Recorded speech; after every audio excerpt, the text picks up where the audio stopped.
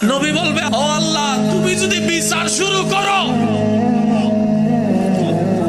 একটাও জান্নাতে যেতে পারবে না আমি জানি, আর আমি আমারও শর্ত, আমার উম্মত ছাড়া আমি জান্নাতে যাব না।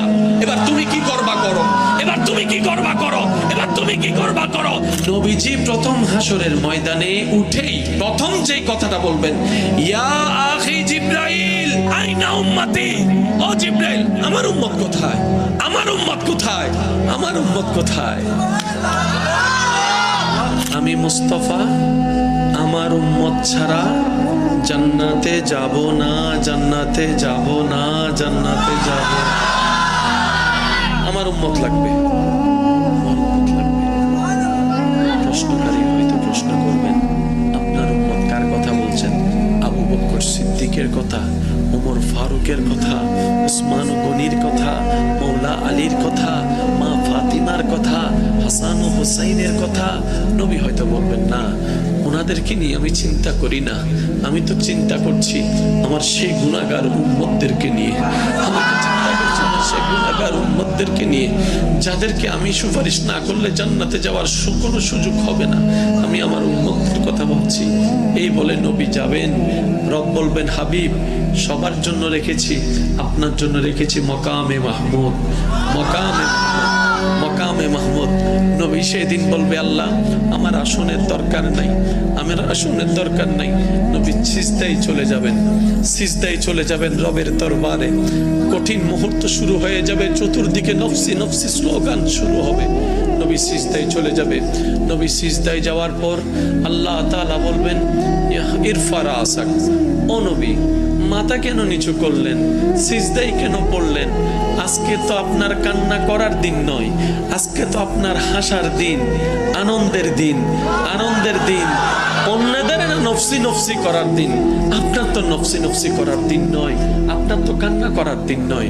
ও হাবিব, তায়েফে অনেক কেঁদেছেন, আমি আল্লাহ মানা করি নাই। মক্কায় অনেক কষ্ট করেছেন, আমি মানা করি নাই। আপনি বদরের মধ্যে অনেক কষ্ট করেছেন, আমি মানা করি নাই। আপনি উহুদে দন্দান শহীদ করেছেন, রক্তাক্ত হয়েছেন, আমি মানা করি নাই। আপনি আমার জন্য যথেষ্ট করেছেন, আমাকে খুশি করার জন্য, আপনি আমার প্রেমের পরীক্ষায় দেওয়ার জন্য যথেষ্ট করেছেন। হাবিব, হাসর এটা আপনার জন্য।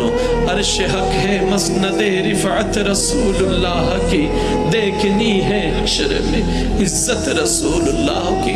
ইরফা রাসাক, ও মুস্তাফা, ও নবী, আপনি মাথা তোলেন না, কি চান বলেন না, আপনি যা চাইবেন আমি আল্লাহ তাই দিব। এবারে নবী বলবেন, আল্লাহ, আমার উম্মত, রব্বি হাবলি উম্মতি, রব্বি হাবলি, রব্বি, ও আমার আল্লাহ, হাবলি, হেবা করে দাও, আমাকে দিয়ে দাও, উম্মতি, আমার উম্মত, আমার উম্মত আমাকে দিয়ে দাও, আমার উম্মত আমাকে দিয়ে দাও, আমার উম্মত আমাকে দিয়ে দাও। আল্লাহ বলবেন, হাবিব, আপনার উম্মত আপনাকে দিব কেন?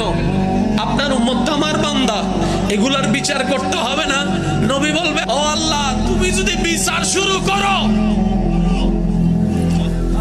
একটাও জান্নাতে যেতে পারবে না আমি জানি, আর আমি আমারও শর্ত, আমার উম্মত ছাড়া আমি জান্নাতে যাব না। এবার তুমি কি করবা করো, এবার তুমি কি করবা করো, এবার তুমি কি করবা করো। আল্লাহ পাক বলবেন, আজকের দিনের জন্যই তো আমি মালিক ইয়াউমিদ্দিন হয়েছি, মালিক ইয়াউমিদ্দিন হয়েছি। ও রাসূল, আপনি একটা কাজ করেন, আপনার উম্মত আসুক, আমার বান্দারা আসুক, আমি হিসাবটা দিব, হিসাব নিয়ে আহকামুল হাকিমিন হয়ে বিচার করে করে যে যেটা পাই তাদেরকে সেটা দিয়ে দিব। তো জাহান্নামীরা জাহান্নামে যাবে, আপনি সিজদায় পড়ে আমার কাছে সুপারিশ করেন, আমি আপনার সুপারিশ কবুল করে করে জাহান্নামীদেরকে জান্নাতি করে দেব।